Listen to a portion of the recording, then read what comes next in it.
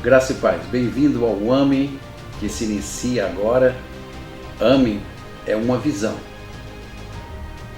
onde o Espírito Santo usa as nossas vidas para alimentar, mobilizar e edificar a casa do Senhor.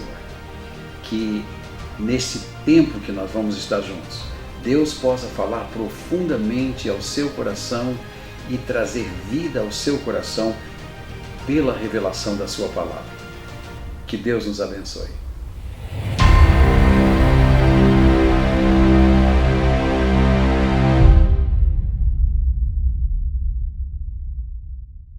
Graça e paz, queridos. É uma honra, é um prazer poder novamente estar com vocês. Nós temos a alegria de podermos nos reunir semanalmente para o estudo da palavra de Deus, e hoje nós iniciamos um novo livro, uma nova carta de Paulo aos Filipenses. Nosso objetivo é mostrar que a igreja é o corpo vivo de Jesus Cristo. E ela é tão semelhante ao que somos, ou melhor, tão semelhante aos cristãos do passado hoje.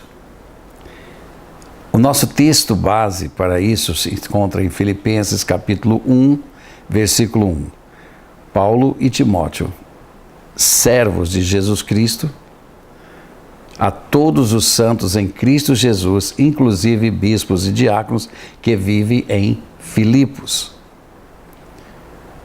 Queridos, hoje, no contexto de vida atual, dentro do entendimento da igreja atual, nós temos a tendência de pensar que a igreja do passado, aquela igreja vivida lá pelos apóstolos, ela era dotada de alguma coisa especial e era mais santa do que a igreja de hoje.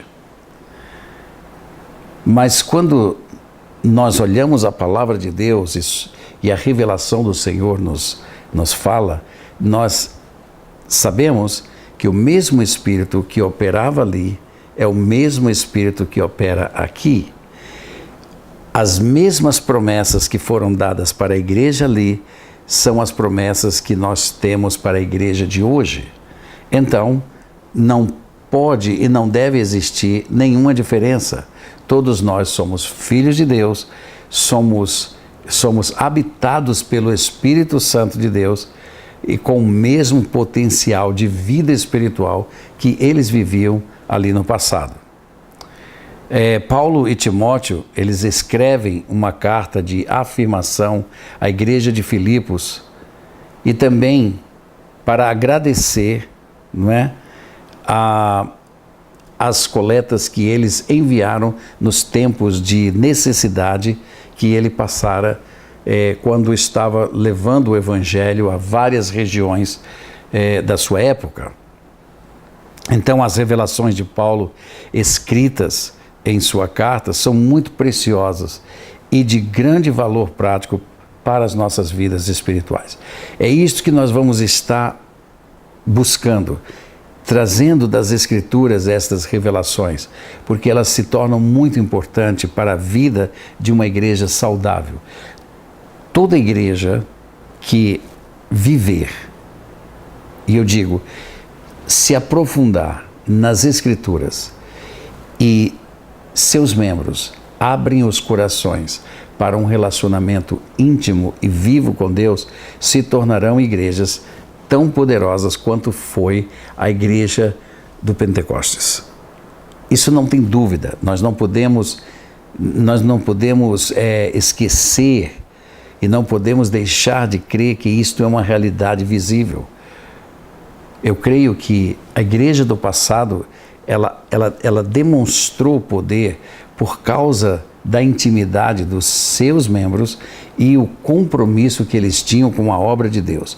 E eu creio que a diferença entre eles e nós é que nós hoje estamos rodeados de distrações, de coisas que apelam para os prazeres dos membros da igreja, e estes acabam vamos dizer, se envolvendo com tais coisas e o relacionamento com Deus é deixado em segundo plano.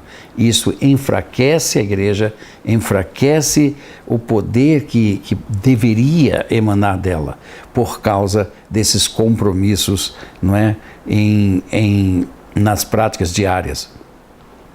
Então o versículo 1 diz, Paulo diz assim, no versículo 2, graça e paz.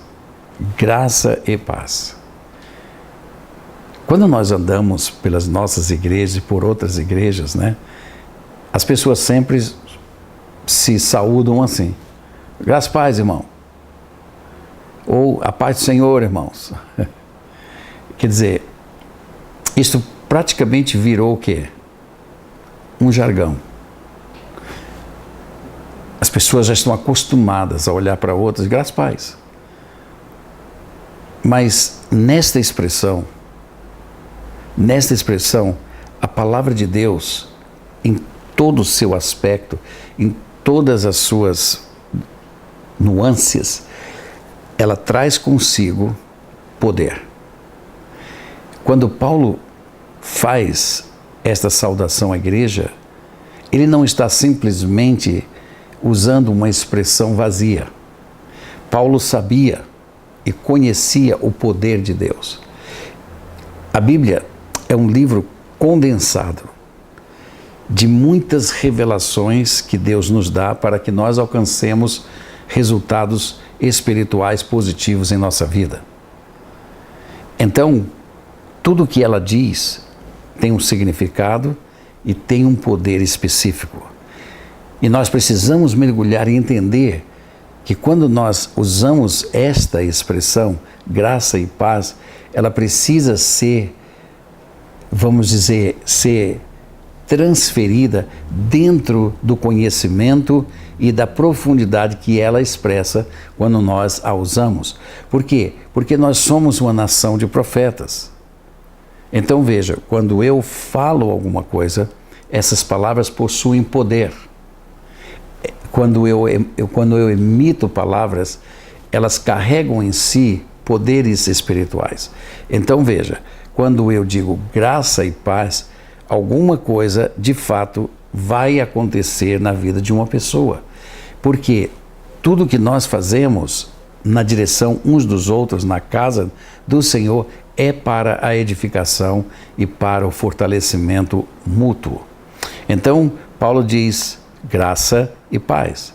A palavra graça na Bíblia significa caris, que é a palavra no seu sentido original. É aquilo que dá alegria, ou seja, deleite, prazer, ou seja, amabilidade, boa vontade, da bondade e misericórdia pela qual Deus, exercendo sua santa influência sobre as almas, volta-as para Cristo, guardando, fortalecendo, fazendo com que cresçam na fé cristã.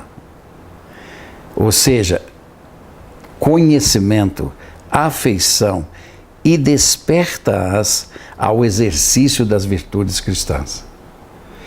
Então, olha como todo este poder está inserido numa só palavra, graça.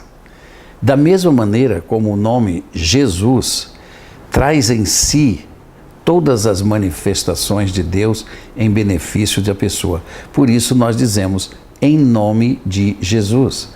Quando nós falamos em nome de Jesus, nós abrimos o espectro de muitas manifestações gloriosas, de poder, de milagres, prodígios, discernimentos.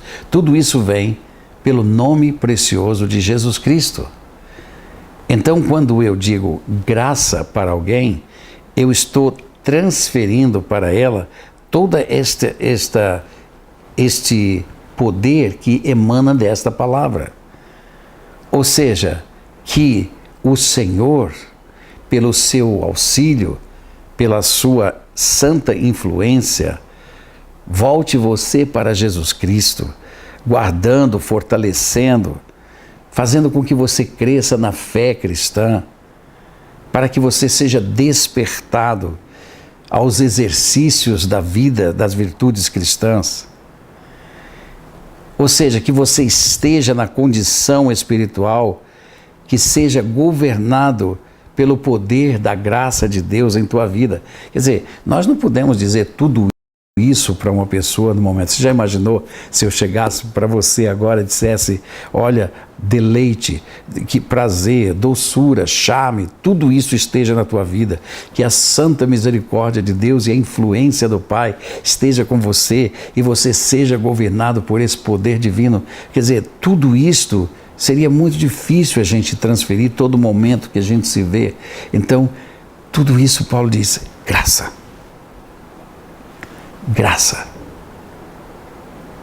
Então não é uma expressão qualquer. Tudo na palavra de Deus não pode ser em vão. Se eu tenho comunhão com o Senhor e se eu tenho autoridade do Senhor em minha vida, eu posso transferir isso a qualquer momento. E isso é transferido todas as vezes que eu vejo um irmão, eu disse, graça. Graça a você, irmão. Ou seja, que você esteja debaixo do benefício divino por causa de tua comunhão com Ele, por causa do poder dEle, por causa da santa influência dEle em tua vida. Graça. Mas não é só graça que Paulo diz. Ele diz, e paz. A palavra paz é a palavra eirene, que significa estado de tranquilidade. Eu não creio que essas palavras deveriam ser usadas alternadamente ou em qualquer ordem que ela vier. Porque primeiro você está na influência divina, você tem a doçura da comunhão do Espírito Santo, você tem a santa influência, você tem o governo de Deus, você tem a beleza de ter uma comunhão íntima e profunda com Ele. E isto gera o quê? Paz. Ou seja, traz a você uma tranquilidade de vida. Ou seja, paz significa ausência de devastação e destruição da guerra. Paz entre os indivíduos. Harmonia, concordância, segurança, prosperidade, felicidade, pois paz e harmonia fazem e mantêm as coisas seguras e prósperas. Ou seja, a paz do Messias que emana em você. O caminho que leva à paz, salvação. E quando se trata do cristianismo, é o estado tranquilo de uma alma que tem certeza da sua salvação através de Jesus Cristo e por esta razão, nada temendo de Deus e contente, veja, contente com a porção terrena de qualquer que seja a classe. É o estado de bem-aventurança de homens justos e retos depois da morte. Numa pequena expressão, veja quanta coisa começa a se manifestar na vida de uma pessoa. Você havia pensado nisto? Ou talvez você seja uma daquelas pessoas que fala graça e paz, porque já acostumou.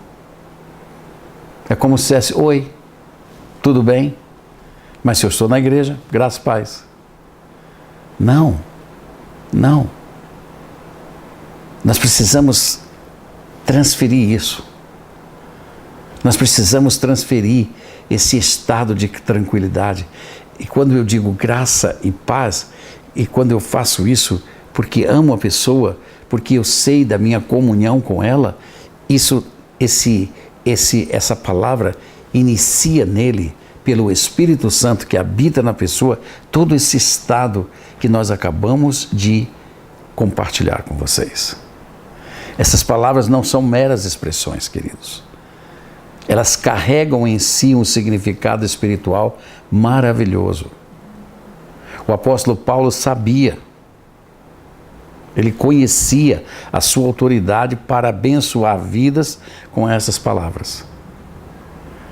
E ao saudá-los com essas palavras, ele estava liberando este poder sobre a vida dos irmãos. Por quê? Porque no momento em que ele lança as palavras ali, o Espírito Santo que está nelas começa a se mover na direção disto que está sendo transferido para aquela pessoa. Então havia autoridade na oração de Paulo. Havia autoridade. Por quê? Ele disse: dou graças ao meu Deus por tudo que recordo de vocês, fazendo sempre com alegria súplicas por todos vós em todas as minhas orações.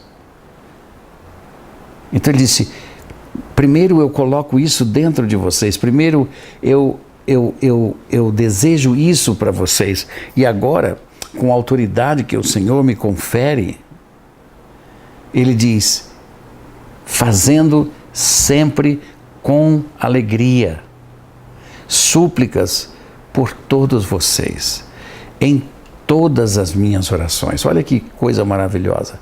Oração, ou seja, a palavra súplicas é a palavra dieses no grego, que significa necessidade, indigência, falta, privação e penúria.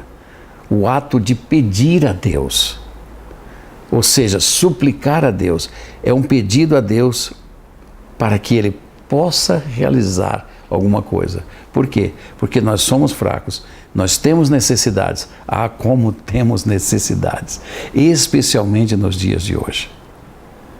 Nós estamos cercados por muitas necessidades que os tempos de hoje estão nos proporcionando. Então Paulo vem e diz: eu oro, eu faço súplicas diante de Deus. Por quê? Para que Deus possa estar tirando as coisas do teu caminho, para que Deus possa estar arrancando coisas e fazendo isso, para Deus tirar um vírus, para Deus tirar uma doença. Não, preste atenção. Preste atenção, porque há um segredo aqui. Ele diz assim: sempre com alegria, súplicas por todo vós em todas as minhas orações, tem uma vírgula, e depois ele diz: pela vossa cooperação no Evangelho. Ou seja, essa palavra cooperação, ela é chave, porque Paulo está dizendo o seguinte: olha, vocês estão cercados de problemas, mas aqui vem uma revelação de Deus, porque para que vocês tenham o melhor de Deus no convívio de vocês, eu oro para que coisas aconteçam. E uma das coisas que eu peço a Deus que aconteça é que vocês, estejam cooperando no Evangelho para vosso benefício. Então veja, a palavra koinonia significa fraternidade, associação, comunidade, participação conjunta. Então, quando nós olhamos para essa palavra cooperação no Evangelho, nós lembramos de koinonia, ou seja, ele diz: eu oro para que haja entre vocês koinonia, ou seja, implica associação no quê? Em tudo que o Evangelho revela, irmãos, nas páginas sagradas.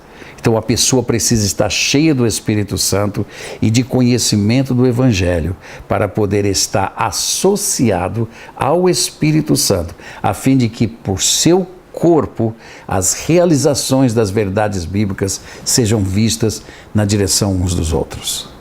Isto vai proporcionar o quê? Socorro, vai proporcionar orações que curam, vai proporcionar milagres e prodígios, vai proporcionar discernimentos que vão estar sendo passados uns na direção dos outros, para que você possa vencer todo o mal que está ao seu redor. Então a comunhão implica em participação conjunta. Isso demanda uma atitude de vida que ponha em prática todas as coisas reveladas no Evangelho. E essa participação Ela move a igreja a viver as revelações bíblicas importantes, aliás, importantíssimas para a edificação do corpo de Jesus Cristo. A comunhão também implica em compromisso. Compromisso, irmãos, com a obra de Deus na igreja. Não é simplesmente eu ir a um culto e voltar para casa. Não é simplesmente eu ir para uma reunião e voltar para casa. Não, queridos. Quando a palavra de Deus está dizendo aqui que Paulo orava pela cooperação no Evangelho, ele estava dizendo: eu oro para que Deus lhes encha de amor à obra, de visão espiritual e de amor aos irmãos, ao ponto de você se comprometer com a obra de Deus e a realizá-la com muito zelo e com muito amor. Esse compromisso envolve o seu tempo, envolve finanças e envolve, inclusive, a santificação especial ou pessoal para o bem do corpo de Cristo. Queridos, eu encerro dizendo para vocês que a obra do Espírito Santo na vida da igreja irá se cumprir até o retorno de nosso Senhor Jesus Cristo para buscar sua igreja. Naquele tempo, a igreja estará completa, cheia, adornada para o seu noivo. Olha o que diz Filipenses capítulo 1, versículo 6, e eu encerro esta palavra aqui. Eu estou plenamente certo de que aquele que começou a boa obra em vós há de completar. Até quando? Até ao dia de Cristo Jesus. Então, até o dia que Ele vem nos ares para nos buscar e nos levar com Ele. Neste momento, eu quero terminar dizendo que Deus nos colocou como pastores desse rebanho, na mesma autoridade, com a mesma visão. Por isso que nós estamos compartilhando com você, porque hoje essas orações também precisam subir ao céu, porque nós estamos vivendo uma nova geração. Nós não temos a geração de Paulo aqui, mas Paulo deixou os fundamentos apostólicos. Por isso ele deu ordem a Timóteo que ele escolhesse homens de boa reputação, homens cheios do Espírito Santo, maridos de uma só mulher, enfim, todas aquelas recomendações. E ele disse: e imponha as mãos sobre eles para que eles pastoreiem o rebanho. Então é parte de nossas vidas orar por vocês, estar em intercessão por vocês, levando as nossas petições. Mas quando nós levantarmos nossas petições, nós temos que ir na mesma linha que ele fez, para que Deus possa, em vocês, na igreja de hoje, trazer vocês a esse espectro de vida que aqui está sendo colocado, para que nós possamos cooperar mutuamente e a igreja de Jesus Cristo ser viçosa, linda e cheia do poder de Deus. Que Deus nos abençoe. Amém.